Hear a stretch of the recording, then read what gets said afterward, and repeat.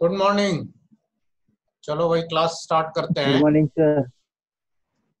ये जो प्रॉब्लम मैंने लिख रखा है स्क्रीन पर पहले से, ये आपके प्रीवियस क्लास का लास्ट क्वेश्चन यही था। ठीक है, एक्स एक्सिस पे ये है आपका -a,0 और ये है +a,0। दोनों जगह पर दो स्ट्रेट लॉन्ग वायर रखा हुआ है। एक का करंट इनवर्ड है, ठीक है, लॉन्ग वायर का मतलब इनफाइनाइट वायर है, और इसका करंट आउटवर्ड है। तो दोनों की वजह से एक्स एक्सिस के डिफरेंट पॉइंट पे अलग अलग जगह अलग अलग मैग्नेटिक फील्ड आएगा। आपको ढूंढना था find a point on x axis where magnetic field is zero. तो मैग्नेटिक फील्ड कहाँ जीरो होगा? तो इसके लिए पहले हमें अंदाजा लेना पड़ता है कि मैग्नेटिक फील्ड किस रीजन में जीरो होगा, किस इलाके में जीरो होगा। देखो, ये जो एक्स एक्सिस है, इसको इन दोनों वायर्स ने 3 डिफरेंट जोन्स में डिवाइड किया है। एक तो 3i के लेफ्ट वाला है, ये -x एक्सिस वाला। एक 3i और i के बीच में है, और एक i करंट के राइट साइड वाला है। ठीक है, बीच में अगर कहीं पे किसी पॉइंट पे लेंगे तो देखो 3i वाला जो है, इसमें अगर करंट दिया हुआ है इनवर्ड, ठीक है, तो इसका मैग्नेटिक फील्ड अगर ओरिजिन पे लोगे तो इसका मैग्नेटिक फील्ड का डायरेक्शन जो है वो डाउनवर्ड आएगा, ऐसे आएगा। ठीक है, यहाँ आएगा डाउनवर्ड। तो कैसे आ गया ये हो सकता है भूल गए हो, एक बार फिर से बता देते हैं कि अगर आपका करंट इस तरह से इनवर्ट होता है, ठीक है, करंट ऐसे है, तो मैग्नेटिक लाइंस जो होती हैं वो सर्कुलर लूप बनती हैं ऐसे। अभी सर्कुलर लूप में क्लॉकवाइज की एंटी क्लॉकवाइज बस यही डिसाइड करना होता है। तो करंट इनवर्ड है तो हम लोग क्या करते हैं, अपने दाहिने हाथ के अंगूठे को करंट के डायरेक्शन में रखते हैं। ठीक है, और करंट के डायरेक्शन में अंगूठा रख करके हाथों को जब कर्ल करते हैं तो ये जो उंगलियां है ना, उंगली जिधर जिधर मुड़ेगी उधर उधर ही बी होता है। तो अगर आप करंट इनवर्ट रख करके हाथों को कर्ल करेंगे तो आपको एरो जो है वो क्लॉकवाइज आएगा। ऐसे क्लॉकवाइज आने का मतलब हो गया कि इस पर्टिकुलर पॉइंट पर मैग्नेटिक फील्ड किधर होगा, डाउनवर्ड होगा। और इधर में अगर देखा जाए तो वही मैग्नेटिक फील्ड जो होगा वो अपवर्ड होगा। तो उस हिसाब से देखो, तो करंट यहाँ है तो ये पॉइंट जो है इसके लिए दाहिने तरफ है ना, जैसे ये करंट है और ये पॉइंट देखो दाहिने तरफ है। ऐसा ही ना लग रहा है जैसे ये एक्स एक्सिस है, तो यहाँ पे क्या आ रहा है, डाउनवर्ड आ रहा है, तो इसका डाउनवर्ड आया। अब बात करते हैं कि इसका किधर आएगा। तो ये जो है ये करंट ऐसे है डॉट, तो इसका भी अगर आप मैग्नेटिक लाइंस बनाएंगे तो बनेगा तो क्लोज लूप, ऐसे ही सर्कुलर लूप। लेकिन इसमें क्या है कि करंट आउटवर्ड आ रहा है, तो keep your thumb in the direction of the current. तो करंट बाहर आ रहा है तो अंगूठा हम लोग को अपनी तरफ लेंगे, और हाथों को जब कर्ल करेंगे तो ये जो उंगलियां जो कर्ल हो रही है ना आपकी राइट हैंड की, वो कर्ल एंटी क्लॉकवाइज आ रहा है, तो इसमें एंटी क्लॉकवाइज एरो लग गया। अब इस करंट के लिए ये पॉइंट देखो किधर है, लेफ्ट साइड है। तो लेफ्ट साइड में अगर आओगे तो इधर है ना ऐसे, तो यहाँ पे बी देखो किधर आ रहा है, नीचे आ रहा है कि नहीं, इसकी वजह से तो इसका भी बी जो होगा वो नीचे आ गया। तो दोनों का बी नीचे आ गया, तो बीच में किसी भी पॉइंट पर दोनों का मैग्नेटिक फील्ड एड अप हो जाएगा, तो जीरो होने का चांस ही नहीं है। अब इस करंट के राइट में आओगे, इधर में मान लो इधर में, तो क्या होगा, तो ये जो गोला ये डॉट वाला करंट है, डॉट वाला, उसके लिए तो ये पॉइंट इधर हो गया ना, तो इधर में देखो ऊपर की तरफ बी आएगा। तो इसी तरह से यहाँ पर बी जो होगा इसका इधर आएगा, इसकी वजह से। लेकिन ये जो दूसरा वाला करंट है उसका बी जो है वो डाउनवर्ड आएगा, क्योंकि ये क्रॉस है, क्रॉस वाला करंट इससे मैच कर रहा है, और उसके लिए बी बस आगे जा रहे हो ना, तो होगा तो डाउनवर्ड ही, सर्कल तो ऐसा ही बनेगा। तो इसका डाउनवर्ड आ रहा है, तो यहाँ चांसेस हैं कि दोनों का बी कैंसिल हो सकता है। ठीक है ना, चांसेस है, तो पॉसिबिलिटी है कि करंट के राइट आए। तो इसमें से एक बी को आप मान लीजिए B2, तो एक को मान लीजिए B1। अच्छा, इधर में भी चांसेस हैं क्या, देख लो। क्रॉस वाला जो करंट है उसके लिए इधर का अगर आप पॉइंट लोगे तो क्रॉस वाले करंट की वजह से बी ऊपर आएगा। तो कैसे, देखो क्रॉस वाले करंट की वजह से इधर की तरफ पॉइंट किधर आ रहा है, बी ऊपर आ रहा है, तो इसका मैग्नेटिक फील्ड तो चलो ऊपर आ गया। ठीक है, लेकिन ये जो दूसरा वाला करंट है डॉट वाला, ये वाला, इसके लिए तो ये पॉइंट इधर पड़ रहा है ना, तो सर्कल बना रहे हो तो बी डाउनवर्ड आएगा, तो इधर में आपका डाउनवर्ड आएगा, तो ऐसा आ जाएगा, इधर आएगा। अब सवाल है कि कैंसिल होगा क्या, इधर चांसेस है? तो देखो इधर चांसेस नहीं है, क्यों? क्योंकि मैग्नेटिक फील्ड का काम इससे जो नजदीकी है ना, दूरी कम है, और बी जो होता है वो directly proportional to I by R होता है, mu naught I by 2 pi R. तो इसका करंट भी ज्यादा है और आर भी कम है, तो करंट ज्यादा है आर कम है, तो इसका जो बी होगा ब्लू वाले का, दैट इज B1, ये बहुत ज्यादा होगा, और ये जो B2 होगा इसके वजह से वो बहुत कम होगा। तो इधर जीरो आने के चांसेस नहीं है, ठीक है। तो चूंकि इधर जीरो आ नहीं सकता है तो एक ही ऑप्शन बचा कि राइट साइड में जीरो होगा। क्या होता है ना कि बहुत बार कंपटीशंस में न्यूमेरिकल में खाली इतना ही पूछता है कि ये बता दो कि मैग्नेटिक फील्ड कहाँ जीरो हो सकता है, पॉजिटिव एक्स एक्सिस पे कि नेगेटिव एक्स एक्सिस पे कि बीच में। तो कम से कम यहाँ पता चल गया ना कि पॉजिटिव एक्स एक्सिस पे ही जीरो हो सकता है, इधर नहीं हो सकता है जीरो। इतना करने के बाद अब जो है हम लोग इसको सॉल्व करेंगे। पहले बेसिक आइडिया लेना जरूरी है कि कहाँ पे जीरो हो सकता है, कहाँ पे नहीं हो सकता है। तो अब हम लोग क्या करेंगे, सॉल्व करना है तो हमें एक्स कोऑर्डिनेट निकालना है। तो हम लोग क्या करेंगे, ये जो डिस्टेंस है यहाँ से यहाँ तक का distance, let us this distance is x. हमें तो एक्स एक्सिस से दूरी निकालना है ना, ओरिजिन से दूरी निकालना है, तो लेट दिस इज एक्स। अगर ये टोटल एक्स है तो इस वायर से दूरी कितना हो जाएगा, एक्स माइनस है, और इस वायर से देखो एक्स, और यहाँ से यहाँ तक का दूरी कितना है ये। मैग्नेटिक फील्ड जीरो तभी होगा जब B1 is equal to B2। B1 हमने किसका लिया, ब्लू वाला लिया था इसके वजह से, ठीक है। तो कितना लिखेंगे, म्यू नॉट इंटू 3I, ठीक है, divided by 2 pi small R होता है, स्मॉल आर की जगह हो जाएगा x प्लस a, ठीक है। फिर आएगा म्यू नॉट इंटू आई, ये इसका वाला है, ये वाला म्यू नॉट आई बाई 2 पाई, कितना दूरी है x माइनस है, तो 2 पाई x माइनस a, ये कट गया, देखो 2 पाई भी कैंसिल हो गया। अब यहाँ से आ जाएगा ये 3x माइनस 3a, ये वाला ऊपर गया, दिस इज x प्लस है। अब इसको सॉल्व कर लेंगे तो ये आ जाएगा 2x और ये आ जाएगा 4a, so x equal to कितना आ गया 2। ये हमारा आंसर, ठीक है। इधर कुछ लोगों ने 4a/3 दिया है, शिम्पी ने, गलत है। ऋतिक को है कि सर पॉजिटिव एक्स एक्सिस में जीरो कैसे हो गया, देखो फिर से देख लो भाई, एक का बी डाउनवर्ड है एक का बी अपवर्ड है, तो कैंसिल हो सकता है कि नहीं, ठीक है। अगर दोनों का एक ही डायरेक्शन में होगा तो जीरो थोड़े होगा। अच्छा, तो एक ऊपर नीचे तो इधर भी है, तो इधर क्यों नहीं कह रहे हैं कि जीरो हो जाएगा, क्योंकि इधर वाला जो बी है, ये ब्लू वाला B1, ये इसके वजह से हमने लिया है, इसके वजह से, ये इसके वजह से 1 नाम दिया है और इसका वाले को 2 नाम दिया है। तो ये देखो करंट बहुत ज्यादा है, तो mu naught into I by 2 pi R होता है। तो अगर करंट बहुत ज्यादा है और इससे सेपरेशन बहुत कम है तो इसका बी बहुत ज्यादा आएगा ना नजदीक के पॉइंट पे, और ये बेचारा करंट बहुत कम है और एक तो दूरी भी बहुत ज्यादा है, तो इसका बी बहुत कमजोर होगा।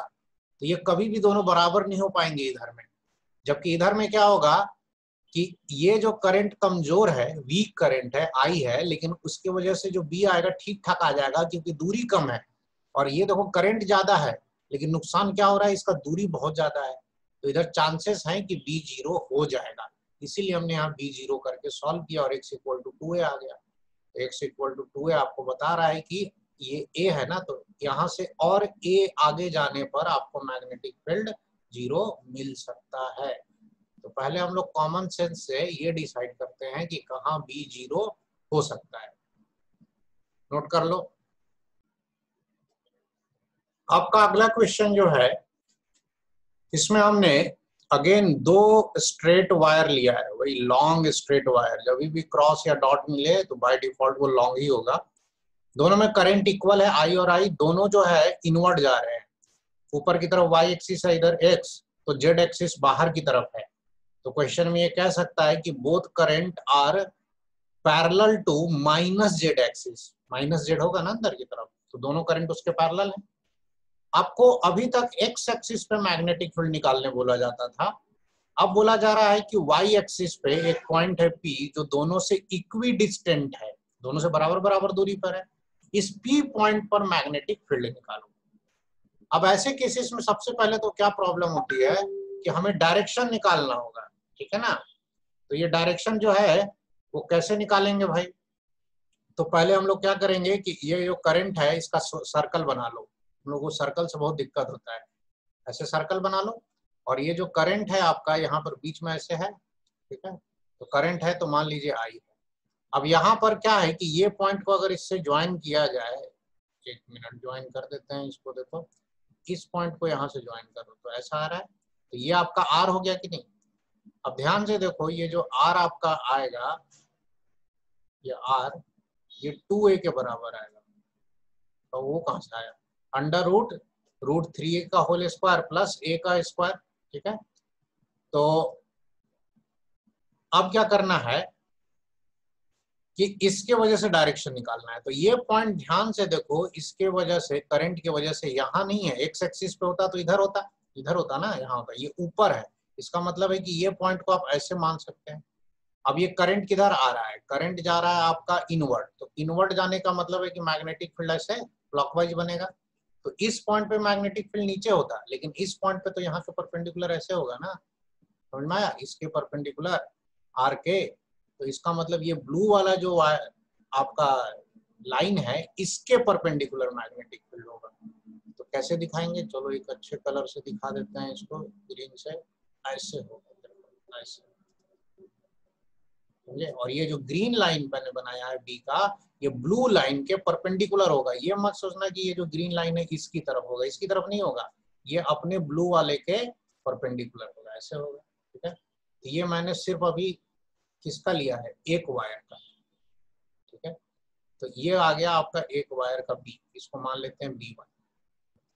इसी तरह से जो दूसरा वायर है वो भी तो क्रॉस ही है, तो इसका भी मैग्नेटिक लाइन ऐसे सर्कुलर बनेगा। उसके लिए ये पॉइंट अगर ध्यान से देखो तो कहाँ लाई कर रहा है, इधर में ऐसे, मतलब यहाँ से अगर सोचो तो इधर में लाई कर रहा है।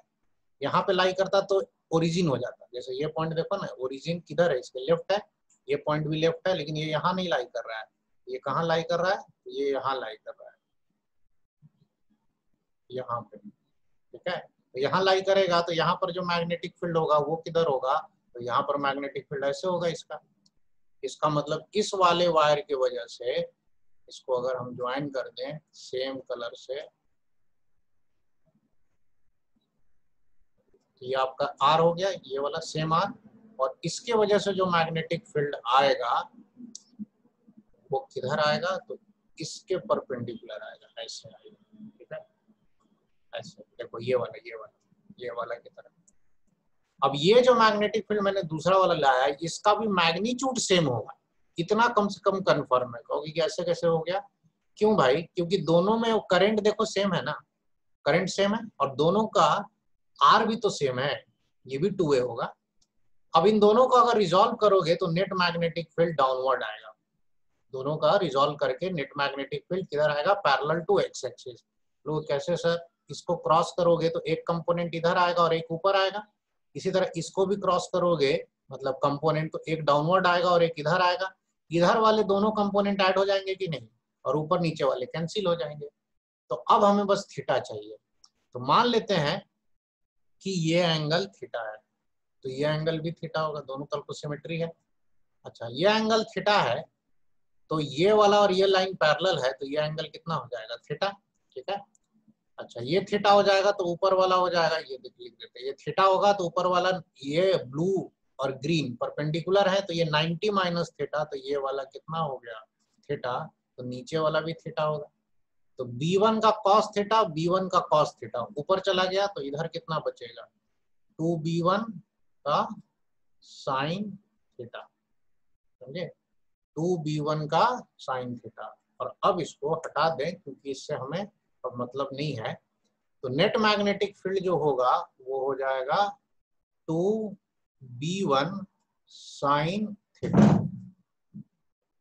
अब इसमें थीटा भी थोड़ा देख लेते हैं, थीटा अलग से निकाल देते हैं। tan थीटा अगर लिखेंगे तो perpendicular by base a by √3a, तो a कट जाएगा, ठीक है, तो 1 बाई √3 है, तो थीटा कितना हो जाएगा आपका 30 डिग्री, ठीक है। तो हम यहाँ पे लिखेंगे 2 i b की जगह μ0 I अपॉन 2 पाई r की जगह क्या लिख देंगे, r पहले लिख देते हैं और इसके बाद यहाँ पर साइन 30, ठीक है। तो ये 2 काट दो ये आ गया mu naught I upon pi R, तो आर की जगह 2a, साइन 30 की जगह हाफ, तो ये आ जाएगा म्यू नॉट आई अपॉन 4 पाई ए। ठीक है, डायरेक्शन अगर पूछा जाए तो बता देंगे along x axis, along x axis, positive x axis की तरफ आया है। ठीक है, तो ये आपका नेट मैग्नेटिक फील्ड हुआ। कुछ लोगों ने आंसर भेजे हैं म्यू नॉट आई बाई 4 पाई ए, अंकुश का सही है, काजल का गलत है। अच्छा, म्यू आई बाई 2 पाई ए भी गलत है शिवांगी का। चलो नोट करो इसको। देखिए अब इस क्वेश्चन में पिछले क्वेश्चन की तरह दो पैरेलल वायर हैं। क्रॉस का मतलब है कि this current is going into the plane, that means it is along minus Z axis. ठीक है, और this current is along plus Z axis. मैंने करंट का डायरेक्शन बदल दिया है। पिछले बार में देखो तो दोनों करंट क्रॉस था। ठीक है, तो बस इस क्रॉस को मैंने बदल कर करके डॉट कर दिया है और कुछ नहीं, सवाल बिल्कुल वही लिया है। ओरिजिन से ये √3a पीछे है, ओरिजिन से √3 आगे है। पॉइंट P जो है वो 0, a यहीं पर है, ताकि यहाँ से यहाँ इसको ऐड ज्वाइन कीजिएगा तो एंगल अभी भी वो थीटा जो है वो 30 डिग्री आएगा। अब चलिए हम लोग इसको सॉल्व कैसे करें। तो देखो सॉल्व करने के लिए सबसे पहले तो हम लोग इसको इससे ज्वाइन करा देते हैं। ये आपका R हो गया इसका। ठीक है, और इसी तरह से इसको भी ज्वाइन करा देते हैं, इसको ज्वाइन करा दी। दोनों का R जो है 30 डिग्री आ जाएगा यहाँ से। ये एंगल जो होगा वो 30 डिग्री होगा, जिसको हम लोग थीटा लिख रहे हैं। ठीक है, थीटा इज 30 डिग्री। अब आता है कि दोनों का मैग्नेटिक फील्ड का डायरेक्शन। तो देखो ये अंगूठा हम अगर बाहर की तरफ रखेंगे दाहिने हाथ का, राइट हैंड को इस तरह से रखेंगे और कर्ल करोगे तो बी इसका ऊपर की तरफ आएगा। बी जो है वो ऊपर की तरफ आएगा। बी जो है वो ऊपर की तरफ क्यों आएगा? क्योंकि यहाँ पर देखो करंट कैसा है, यहाँ पे ऐसे डॉट है, डॉट करंट है, तो इसमें मैग्नेटिक फील्ड लाइंस ऐसे क्लॉकवाइज बनेंगी। ठीक है, हाथों को रखो ना, कर्ल कर लो ऐसे गोल, अंगूठा बाहर रखो, अंगूठा ऐसे रखो तुम्हारे मुंह की तरफ रहे, और हाथों को ऐसे कर्ल करो। अब ये पॉइंट का तुलना करो कि अगर ये करंट यहाँ पर है और सही में मैग्नेटिक फील्ड लाइन बनाना होता हमें, तो देखो कैसे बनता। अगर हम इसको करंट मान करके बनाते तो ऐसे बनता कि नहीं, ऐसे बनता। तो कायदे से यहाँ देख रहे हो कि ये पॉइंट पर मैग्नेटिक फील्ड किधर आएगा, ऊपर की तरफ ऐसे, क्योंकि एरो तो लगा हुआ है क्लॉकवाइज। ठीक है, तो इस पॉइंट पर मैग्नेटिक फील्ड जो है वो इस पॉइंट पे ऐसे पड़ रहा है ना, तो इस पे मैग्नेटिक फील्ड किधर की तरफ आएगा, ऊपर की तरफ। तो यहाँ पर हमारा मैग्नेटिक फील्ड ऐसे आएगा, ऐसे। और ये जो ऐसे मैग्नेटिक फील्ड आएगा ये इस पीले वाले लाइन के परपेंडिकुलर होता है, इस लाइन के ये परपेंडिकुलर होता है भी। ठीक है, अब अगर ये थीटा है, ठीक है, तो ये 30 है तो ये कितना हो गया 60। ठीक है, ये 60 है, ये 90 है, तो ये भी तो फिर से 30 होगा, तो ये थीटा आएगा और ये 1 का आया मैग्नेटिक फील्ड। इसी तरह से इसका करेंगे तो इसका तो सेम वही होगा जैसा पिछले आया था। क्रॉस करोगे तो ये करंट अगर क्रॉस होगा तो मैग्नेटिक फील्ड का एरो उल्टा हो जाता है, और उसके लिए पॉइंट इधर लाई कर रहा है, इधर, तो उसका भी ऐसे आएगा। ठीक है ना, तो इसके परपेंडिकुलर, इसके परपेंडिकुलर का मतलब इस पीले वाले के परपेंडिकुलर होगा, तो इधर आएगा। तो ये भी सेम ही आएगा, मैग्नीट्यूड में तो सेम ही होगा, और एंगल उसी की तरह इसका भी सेम थीटा होगा, क्योंकि यहाँ भी सेम थीटा है। ठीक है, तो पिछले बार जो एक्स एक्सिस में आया था इस बार वही सेम आंसर आएगा, लेकिन वाई एक्सिस में आएगा। सेम मतलब आंसर नहीं आएगा, डायरेक्शन वाई में होगा। कंपोनेंट इस बार कॉस थीटा वाला ऐड हो रहा है, पिछले बार हमारा साइन थीटा कंपोनेंट ऐड हुआ था। ठीक है, तो इसको हम लोग सॉल्यूशन में क्या लिखेंगे कि नेट बी जो है that is equal to 2b1।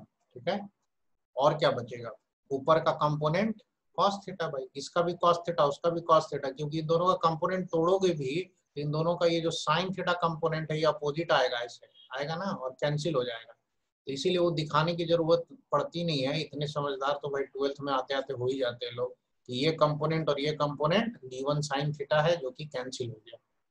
अच्छा, 2b1 cos थीटा में b1 हो गया mu naught I upon 2 pi R होता है, तो 2 पाई और r की जगह 2a, ये है आपका r, that is equal to 2a। और कॉस थीटा आपका 30 डिग्री है, √3/2 होगा, ठीक है। अब यहाँ से कुछ कटता है तो ये 2 काट दो, और तो कुछ कटेगा नहीं, तो ये आ जाएगा √3 μ0 I बाय 4πa। ये मैग्नेटिक फील्ड है, और डायरेक्शन बोला जाए तो लिखेंगे अलोंग y एक्सिस। तो जानबूझ करके दोनों एक ही तरह का सवाल कराया मैंने, बस एक का डायरेक्शन बदला है करंट का। नोट करो, कोई डाउट है तो बोलो। अब जो है, अभी हम लोग स्ट्रेट वायर का पढ़ रहे थे, मैग्नेटिक फील्ड का फॉर्मूला। अब बायोट-सावर्ट लॉ में ही हमारा नेक्स्ट केस है, magnetic field due to a current carrying circular arc, ठीक है। करंट तो होना ही चाहिए वायर में, करंट नहीं होगा तो मैग्नेटिक फील्ड तो जीरो आएगा। तो सर्कुलर आर्क का मतलब क्या हुआ? सर्कुलर आर्क का मतलब होता है सर्कल का पार्ट। जैसे ये पूरा सर्कल है या रिंग है, तो इसका आपको एक पार्ट लेना है, जैसे मान लो यहाँ से यहाँ तक, और बाकी का सर्कल मिटा देना है, तो इसको हम लोग कहते हैं सर्कुलर आर्क, ठीक है। इस सर्कुलर आर्क में अगर करंट है तो सेंटर पर कितना मैग्नेटिक फील्ड आएगा वो निकालना है। तो यहाँ पर मैंने पूरा सर्कल बना दिया है, तो सर्कल तो बनाना नहीं है, तो सिर्फ आर्क बनाना है। तो आर्क बनाने के लिए हम लोग ऐसे आर्क बना देते हैं इसको। ये मान लीजिए करंट आई है, ठीक है। अब इस पे पूछा जाएगा कि मैग्नेटिक फील्ड निकालो सेंटर पे, तो क्या करेंगे कि पहले हम लोग इसका सेंटर ऐसे डिफाइन कर देंगे कि भाई यहाँ सेंटर है। अब सेंटर पे कुछ ना कुछ एंगल सबटेंड तो कर ही रहा होगा ये, ठीक है। तो सेंटर पे मान लो कि ये टोटल जो एंगल सबटेंड कर रहा है वो थीटा है, और आपको निकालना है कि इस करंट की वजह से यहाँ सेंटर पर मैग्नेटिक फील्ड क्या होगा। तो इसके लिए हम लोग क्या करेंगे कि एलिमेंट लेंगे, और एलिमेंट लेकर के मैग्नेटिक फील्ड निकालेंगे, और फिर उसको इंटीग्रेट कर देंगे। तो एलिमेंट कैसे लेंगे, तो चलो इधर से लेंगे। सर्कुलर आर्क में एलिमेंट जब भी लिया जाता है इस तरह का लिया जाता है। मान लो कि ये एंगल को थीटा है, और ये डी थीटा, और इसको हम थीटा नॉट लिख देते हैं टोटल एंगल को। तो डी थीटा लेंगे तो यहाँ से यहाँ तक का जो लेंथ होगा वो आर इंटू डी थीटा हो जाएगा, आर अगर रेडियस है तो पहले हम क्या करेंगे कि एट सेंटर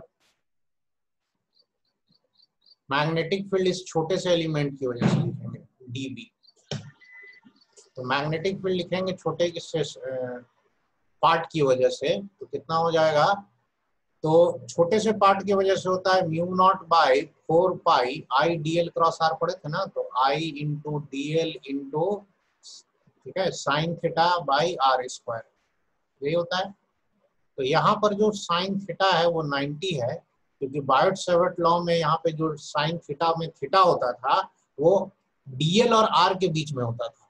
तो r ये हो गया, और dl का डायरेक्शन जो है वो टेंजेंट के डायरेक्शन में, करंट के डायरेक्शन में, तो वो परपेंडिकुलर होता है, और r यहाँ से यहाँ का डिस्टेंस हो गया। अब इसको लिख देंगे μ0/4πr², ये नीचे में, ऊपर में I ठीक है, और dl की जगह r इंटू डी थीटा। ये लेंथ हो गया उस छोटे से सेगमेंट का, एक r कैंसिल हो गया। अब ये बचा, अब इस पूरे का इंटीग्रेशन करना है, b निकालना है, तो क्या करेंगे, ये जो छोटा सा पार्ट आया इसके वजह से मैग्नेटिक फील्ड dB है, तो पूरे करंट की वजह से क्या होगा, तो इंटीग्रेशन ऑफ dB। अब उसमें लिमिट इस थीटा पे लगा देंगे 0 से लेकर थीटा नॉट, टोटल एंगल कितना है थीटा नॉट पे, तो ये आ गया μ0 I डिवाइडेड बाई 4πr, ये तो कांस्टेंट है। खाली बचेगा इंटीग्रेशन ऑफ डी थीटा, और वो भी कहाँ से कहाँ, 0 से थीटा नॉट। तो सवाल है इसको अगर इंटीग्रेट करेंगे तो सिर्फ थीटा नॉट आएगा कि नहीं, तो आपका फॉर्मूला आ जाएगा μ0 I into theta naught divided by 4πr, ठीक है। तो ये आपका मैग्नेटिक फील्ड का फॉर्मूला हो गया सर्कुलर आर्क का, μ0 I theta naught by 4πr। अब ये थीटा नॉट के ऊपर निर्भर करेगा कि कितना आपका ये आएगा, बी आएगा। जैसे ये हमने जो सर्कुलर आर्क लिया है, इसमें अगर मान लीजिए कि सेंटर पर एंगल पाई बने, पाई कब बनेगा, सेमी सर्कल पे,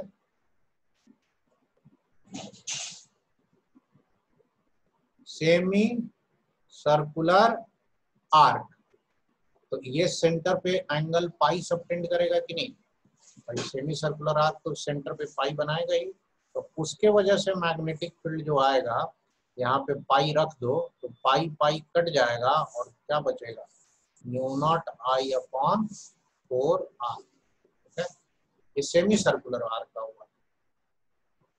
अगर आपके पास क्वार्टर सर्कल है, क्वार्टर सर्कल का मतलब होता है 1/4, तो 1/4 जो होगा वो सेंटर पे एंगल सबटेंड करेगा π/2। भाई फोटो में अब क्या बना है, ऐसे ऐसे होगा, क्वार्टर सर्कल ये ना होता है, ये इतना हुआ क्वार्टर सर्कल, तो ये 90 डिग्री होगा, करंट आई। तो अगर π/2 रखोगे तो π/2, पाई पाई कटा और 4 × 2 8 आ जाएगा, तो इसका मतलब हो जाएगा म्यू नॉट आई अपॉन कितना हो जाएगा 8r। तो जितना सेमी सर्कल का आया था उसका और आधा हो गया। तो इस तरीके से आप सर्कल का अगर कोई आर्क हो, सर्कुलर आर्क हो, तो सेंटर का एंगल अगर आपको पता हो तो उसका मैग्नेटिक फील्ड निकाल सकते हैं। नाउ रही बात डायरेक्शन की, तो डायरेक्शन के लिए क्या करेंगे कि यहाँ पर जो हमने आईडीएल लिया था, ऐसे लिया था ना, तो आई का डायरेक्शन जो होता है वही डीएल का डायरेक्शन होता है, यही आपका आईडीएल का डायरेक्शन था, और आर का डायरेक्शन नीचे की तरफ था। तो आई डीएल क्रॉस आर करो, cross product, right hand thumb rule, DL से आर की तरफ हाथ को घुमाओगे इस तरह से, इस तरीके से, तो आपका अंगूठा जो है वो स्क्रीन के बाहर आ रहा है। अब आइए हम लोग जो करंट कैरिंग सर्कुलर आर्क है, इसका मैग्नेटिक फील्ड का फॉर्मूला तो ये हो गया म्यू नॉट आई थीटा नॉट, ठीक है, divided by 4πr, where theta naught is the angle subtended by the arc at the center। अब डायरेक्शन कैसे निकाले सेंटर पे, तो इसके दो तरीके हैं। एक तरीका तो ये है कि आईडीएल, आप जो एलिमेंट लिए वो आई की डायरेक्शन में होता है, तो जो बी का डायरेक्शन होता है वो आई डीएल क्रॉस आर से आता है, यही तो बायोट सावर्ट लॉ में था। तो आई डीएल क्रॉस आर करोगे तो ऐसे घुमाओगे हाथ को राइट हैंड थंब रूल से, तो आई डीएल क्रॉस आर घुमाओगे तो अंगूठा बाहर पॉइंट कर रहा है। अगर अंगूठा बाहर पॉइंट कर रहा है तो इसका मतलब ये हो गया कि इस पॉइंट पर जो मैग्नेटिक फील्ड है वो आउटवर्ड है। ठीक है, तो इस पॉइंट पर ये जो मैग्नेटिक फील्ड है वो आउटवर्ड है। एक तरीका तो ये है। ठीक है, इस तरीके से चाहे तो आप दूसरा तरह का सर्कुलर आर्क ले ले। मान लीजिए कि सर्कुलर आर्क में करंट ऐसे होता है, ऐसे, और तब आपको कहा जाता है कि सेंटर पे मैग्नेटिक फील्ड निकालो। तो ऐसे सेंटर मान लो कि यहाँ पे है, के लिए ऐसे है सेंटर। तो इस बार क्या करते हैं कि आईडीएल क्रॉस आर करना था ना, तो कहीं से भी आर तो आप यहाँ पे भी ले सकते हैं, यहाँ भी ले सकते हैं। ये हो गया आईडीएल, यहाँ ले लिया, और ये आपका आर। अब इस बार राइट हैंड थंब रूल लगाओगे तो ऐसे कर्ल करना पड़ेगा। तो इस बार कर्ल करोगे राइट हैंड को आईडीएल से आर की तरफ, तो इनवर्ड जा रहा है। तो इस केस में जो आपका मैग्नेटिक फील्ड होगा यहाँ पर वो इनवर्ड होगा यहाँ पर। ठीक है ना, इनवर्ड का मतलब है कि इस मैग्नेटिक फील्ड को हम लोग ऐसे क्रॉस से दिखाएंगे बी को। तो दो ही हो सकता है, या तो आउटवर्ड होगा और या तो इनवर्ड होगा। ठीक है, और ये निर्भर करेगा आईडीएल क्रॉस आर के डायरेक्शन से, इसी से आपका बी का डायरेक्शन आता है। Now this is your method number 1। Now what is second method? Second hand में जो मेथड है उसमें हम लोग क्या करते हैं कि अपने राइट हैंड को, ठीक है ना, राइट हैंड को कर्ल करते हैं करंट की डायरेक्शन में, और जिधर अंगूठा पॉइंट करता है वो मैग्नेटिक फील्ड का डायरेक्शन होता है। ठीक है, अब इसको समझाते हैं, रुको। चलो इधर देखो, ये आपकी शीट का है, direction of magnetic field. The direction of magnetic field at the center of a circular wire can be obtained using the right hand thumb rule।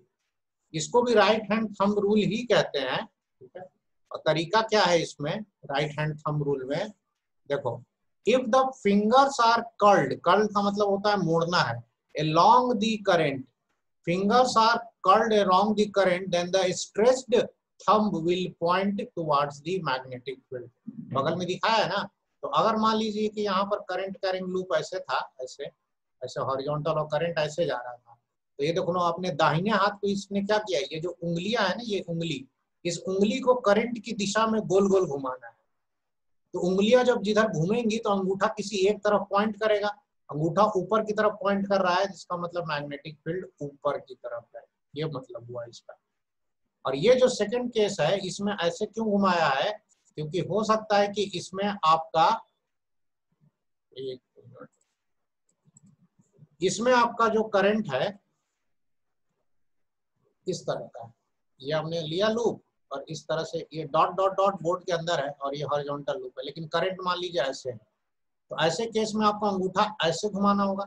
Right hand को अगर ऐसे घुमाओगे तो देखो, कर्ल करना है, उंगलियों को करंट की दिशा में घुमाए, अंगूठा जिधर की तरफ इशारा करेगा वही आपका बी का डायरेक्शन है। तो इस केस में देखो, अंगूठा नीचे पॉइंट कर रहा है, तो इस केस में जो सेंटर पे मैग्नेटिक फील्ड होगा वो नीचे होगा, ये वाला। ठीक है, दो ही होता है। फिर another way is to find the direction is to look into the loop along the axis. एक ये तरीका है कि if the current is in anti clockwise direction, ये देख रहे हो, ये क्लॉकवाइज है और ये क्या है, एंटी क्लॉकवाइज। ठीक है, तो एंटी क्लॉकवाइज होगा तो मैग्नेटिक फील्ड आप ही की तरफ आएगा, बी। कैसे, अगेन राइट हैंड की उंगलियों को कर्ल करो, करंट की दिशा में गोल गोल उंगली घुमाओ, तो अंगूठा देखो तुम्हारी तरफ आ जाता है। ठीक है ना, इस केस में अंगूठा तुम्हारी तरफ आएगा। और इस केस में, बगल वाले केस में क्या है कि बगल वाले केस में आप इसमें घुमाएंगे अंगूठा, उंगलियों को गोल गोल घुमाएंगे तो अंगूठा बोर्ड के अंदर चला जाता है। इसका मतलब मैग्नेटिक फील्ड इस केस में सेंटर पे इनवर्ड है। तो कुल मिला के करना क्या है, यही जो लिखा है। ठीक है ना, फिंगर्स आर कर्ल्ड, कर्ल का मतलब गोल गोल घुमाना है, along the current, then the stretched thumb will point towards magnetic field, अंगूठा बी बताएगा। तो ये तरीका है और इसी तरीके से निकलता है। अब इसी में आपको नीचे में जो है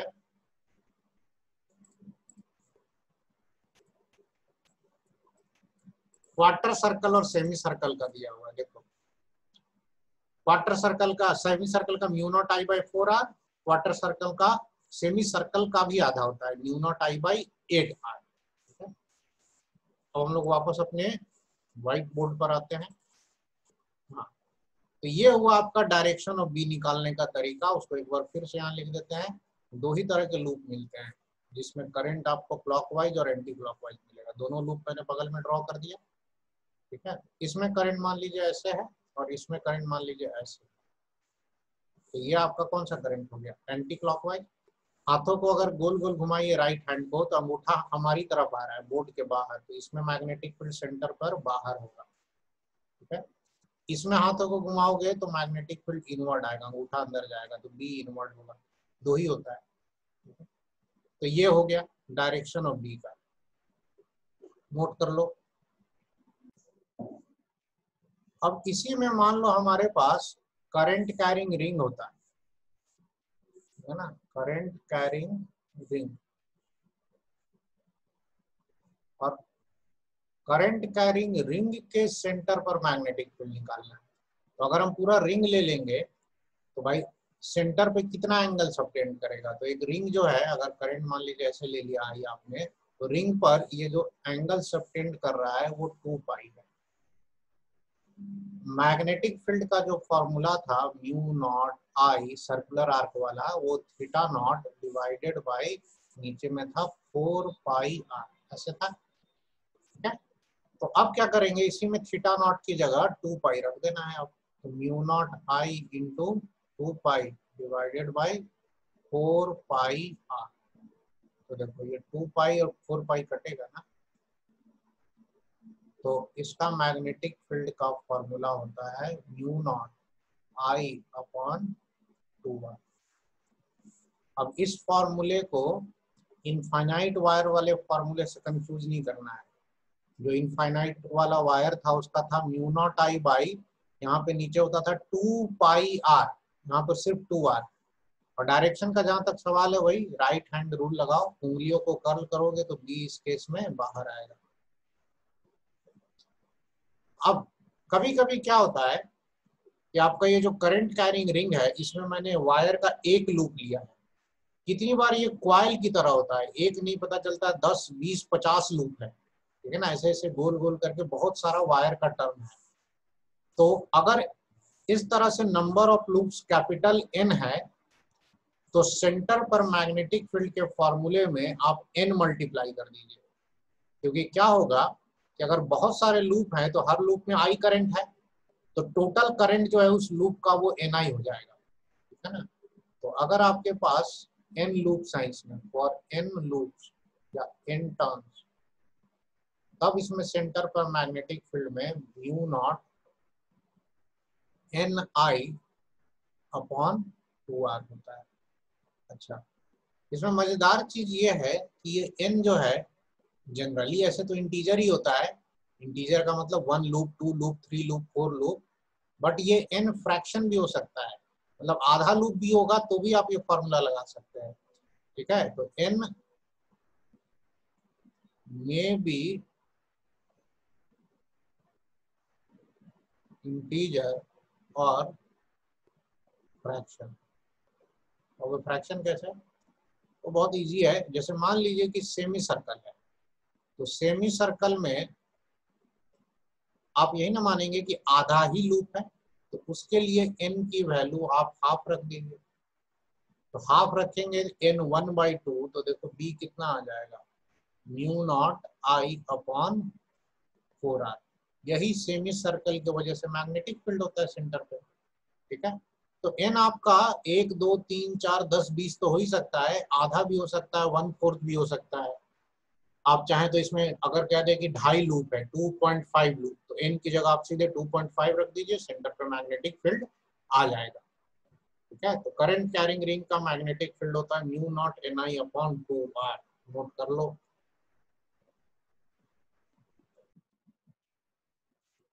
ये जो आपका एग्जाम्पल है, first example based on magnetic field due to a arc, इसमें ये रेडियस R दिया है, इस सर्कुलर आर्क यहाँ 60 डिग्री एंगल सबटेंड कर रहा है, तो हमें सेंटर पर मैग्नेटिक फील्ड निकालना है, हमेशा सेंटर पे ही पूछा जाएगा। तो कैसे निकालेंगे, तो देखो mu naught I into theta divided by 4πR होता है, सिंपल। बस इसमें थीटा की जगह 60 डिग्री रख दो, तो 60 डिग्री को क्या लिखेंगे, π/3, तो ये आ जाएगा म्यू नॉट I इंटू π/3, और यहाँ पे हो जाएगा आपका 4πR, पाई पाई कट जाएगा, ये बहुत सिंपल है, mu not I upon 12R आ जाएगा, म्यू नॉट I/12R। तो ये हुआ। जहां तक डायरेक्शन का सवाल है, डायरेक्शन हम जो है वो अपना कॉमन सेंस से निकाल लेंगे। करंट की तरफ हाथों को कर्ल करोगे सर्कुलर लूप में तो इनवर्ट जा रहा है, तो यहाँ पर मैग्नेटिक फील्ड जो होगा वो इनवर्ट होगा। यहाँ सेंटर पर मैग्नेटिक फील्ड पूछा है, तो ये जो करंट इसमें जा रहा है, फ्लो हो रहा है, ये जैसे ही इस लूप में आएगा ये दो भागों में से बढ़ जाएगा, क्योंकि ये डायमेट्रिकली अपोजिट है, तो दोनों तरफ करंट I/2 और I/2 हो गया, तो ये दो सेमी सर्कल की तरह हो गए, वापस ये करंट I होके चला गया। अब यहाँ पे भी आपसे कहा जा रहा है कि सेंटर पर मैग्नेटिक फील्ड क्या होगा, देखो ये जो स्ट्रेट वायर है वो तो यहीं से पास हो रहा है, तो ये मैग्नेटिक फील्ड नहीं देगा, ये स्ट्रेट वायर भी पास हो रहा है, ये भी नहीं देगा, बट ये और ये तो देंगे, लेकिन इन दोनों का करंट इक्वल है, ठीक है, और एक क्लॉकवाइज करंट है, एक एंटी क्लॉकवाइज, तो एक का मैग्नेटिक फील्ड इनवर्ड आएगा तो एक का मैग्नेटिक फील्ड आउटवर्ड आएगा, दोनों कैंसिल हो जाएगा, इसीलिए नेट मैग्नेटिक फील्ड 0 होगा। आई बात समझ में, नोट करो। यहां सेंटर पर मैग्नेटिक फील्ड बताना है, सेंटर पर मैग्नेटिक फील्ड क्या होगा, तो ये दोनों सेमी सर्कुलर आर्क है, दोनों का बी जो है वो ऐड होगा कि सब्ट्रैक्ट होगा, तो देखो दोनों करंट देखो क्या है, एंटी क्लॉकवाइज, दोनों का भी हाथों को कर्ल करो करंट की दिशा में, तो अंगूठा बाहर आ रहा है, दैट मीन्स दोनों का जो मैग्नेटिक फील्ड है वो बाहर है, ऐड होगा, तो दोनों का मैग्नेटिक फील्ड हम लिख करके ऐड कर देंगे सेमी सर्कुलर। ये जो स्ट्रेट पार्ट है इसका मैग्नेटिक फील्ड 0 होगा, क्यों, क्योंकि ये देखो सेंटर से ही लग रहा है कि जैसे पास हो रहा है, तो जब कोई स्ट्रेट वायर किसी पॉइंट से पास हो रहा हो तो उस स्ट्रेट वायर की वजह से उस पॉइंट पर मैग्नेटिक फील्ड 0 होता है। तो B1 प्लस B2, तो B1 मान लो इस छोटे वाले वायर का है, कितना लिख देंगे, तो म्यू नॉट आई। सेमी सर्कल का जो होता है वो 4R होता है, तो ये 4A होगा। दूसरे वाले का हो जाएगा mu naught I divided by 4B। बस इतना ही होगा, दोनों का पार्ट हमने दोनों का फील्ड ऐड कर दिया।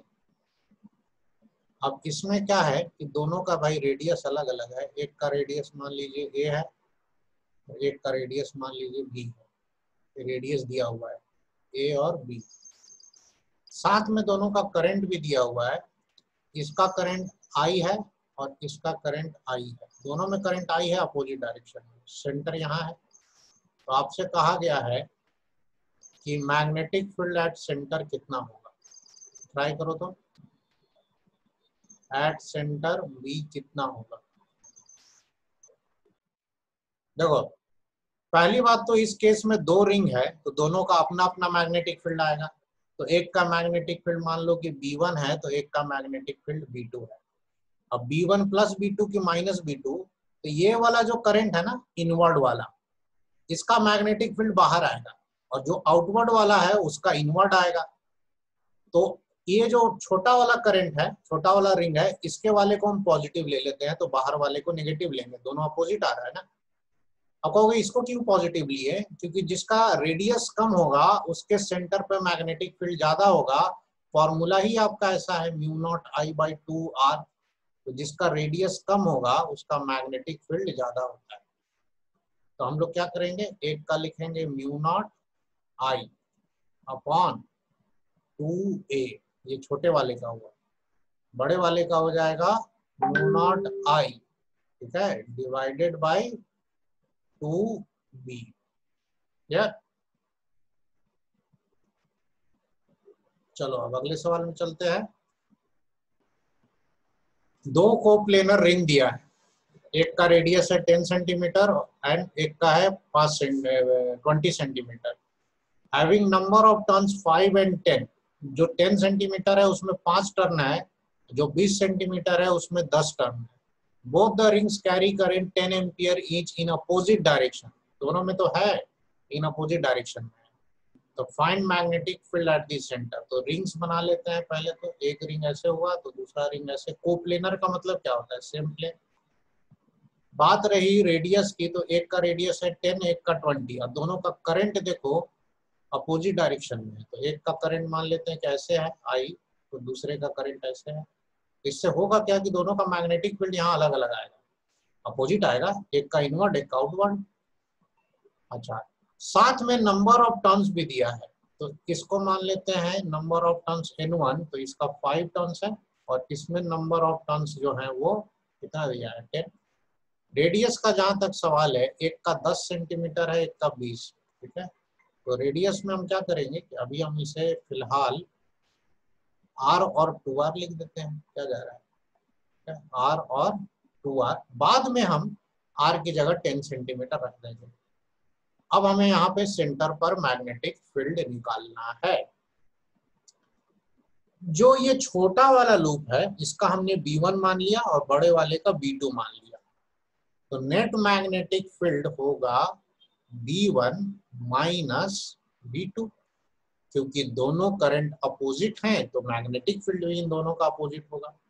B1 लिखोगे तो लिखोगे mu naught into N1 into I divided by 2R होता है, ठीक है। तो दूसरे का भी उसी तरह से हो जाएगा, म्यू नॉट N2, आई तो सेम है लेकिन नीचे में 2 इंटू 2 4R, क्योंकि इसका रेडियस डबल है।